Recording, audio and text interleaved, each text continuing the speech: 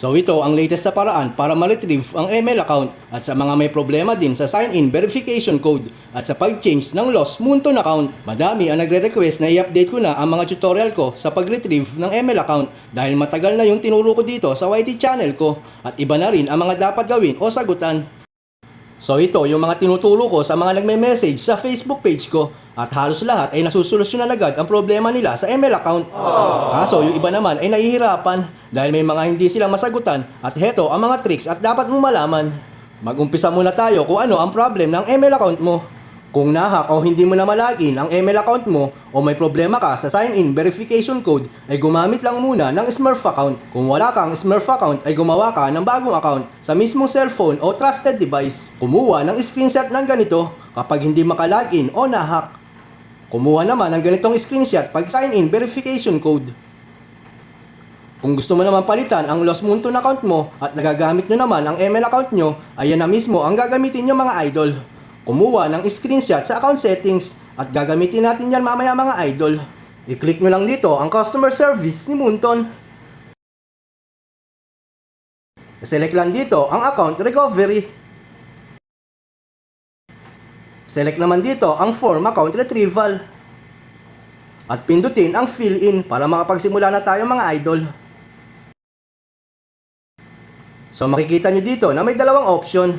So dito ay ilalagay nyo lang ang email ID at server nyo kung kabisado nyo pa mga idol. At ito ang pinakamagandang update ni Moonton.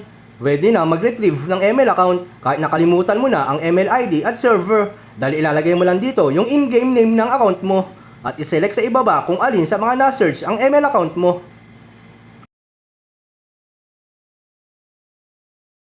So ito ang pinaka-importante sa lahat kasi dito malalaman ni Moonton kung ano talaga ang eksaktong problem ng email account mo at dapat masagutan ito ng tama.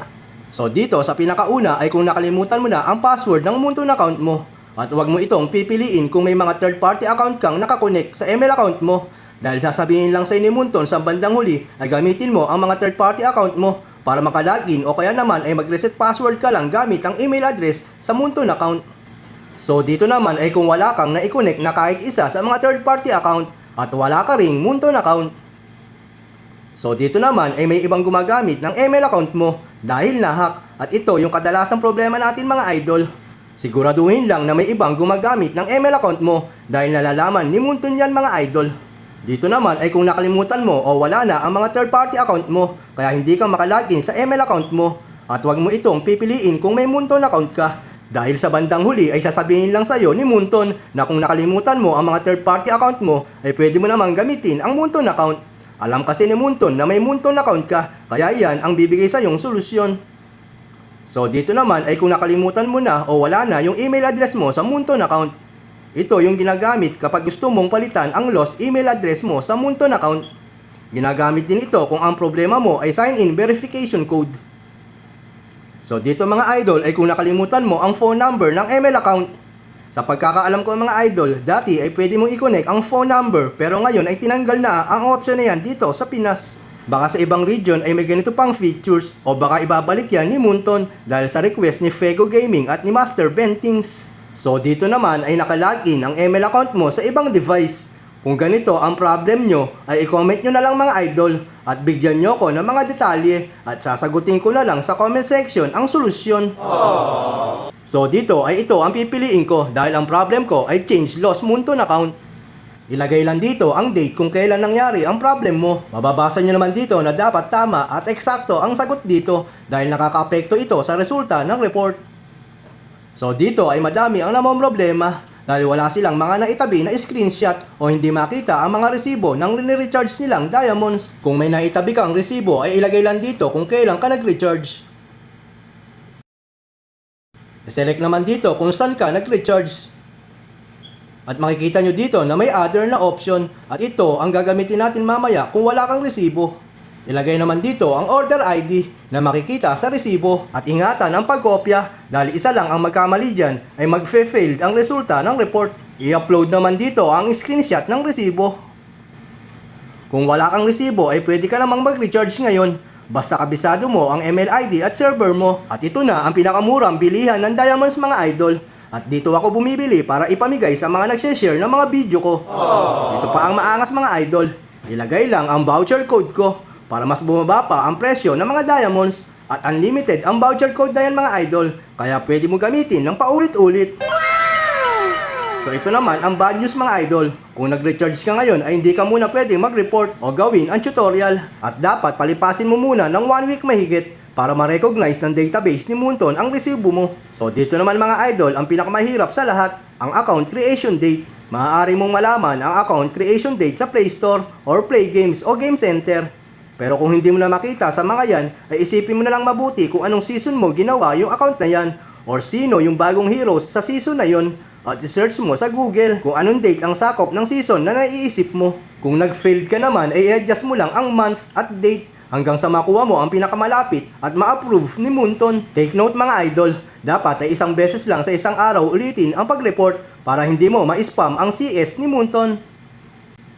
So dito mga idol ay ilagay lang kung anong device ang ginamit mo sa paggawa ng ML account na nire-report mo ngayon. Nakalagay kasi sa database ni Moonton ang ginamit mong device sa paggawa ng ML account mo at dapat mag-match ito sa sagot mo. So dito ay ilagay mo ang original na email address sa Moonton account mo para mas mabilis malaman ni Moonton na sa'yo talaga yung account. Kung hindi mo ma-provide ang email address dahil hindi mo na ma-open ay pwede naman maglagay dito ng ibang email address na ginagamit mo ngayon. I-click lang ang send code at buksan ang inbox para makuha ang code at ilagay dito mga idol. Ilagay naman dito kung may secondary password ang ML account mo at alam nyo na siguro to mga idol. So dito naman mga idol ay ise-select nyo lang kung ano-ano ang mga account na na-connect sa mga third party account. Ilagay naman dito kung ano yung email address na nilagay nyo dati sa ML account nyo. So dito naman ay ilagay lang ang pinakamataas na rank na narating nyo at kung ilang stars. Ilagay dito kung anong role ang madalas nyong pinipili para mag-rank game. At piliin naman dito kung anong hero ang madalas nyong gamitin sa nakalipas na 6 na buwan. Ilagay naman dito kung anong date ka nag-recharge nung nakaraang buwan at kung ilang diamonds kasama ang mga bonus diamonds.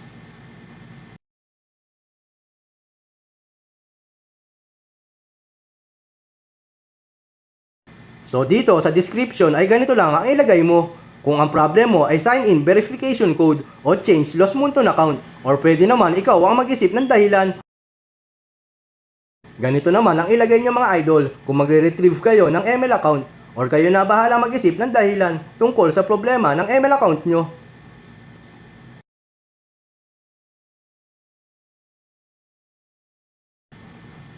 Kapag ganito ang reply agad sa iyo ng customer service ay malaki ang chance na ma-approve ka at hintayin mo lang ang reply sa loob ng 2 oras. Kapag failed naman ang resulta ng report mo ay may mga maling sagot ka, lalo na sa account creation date at device.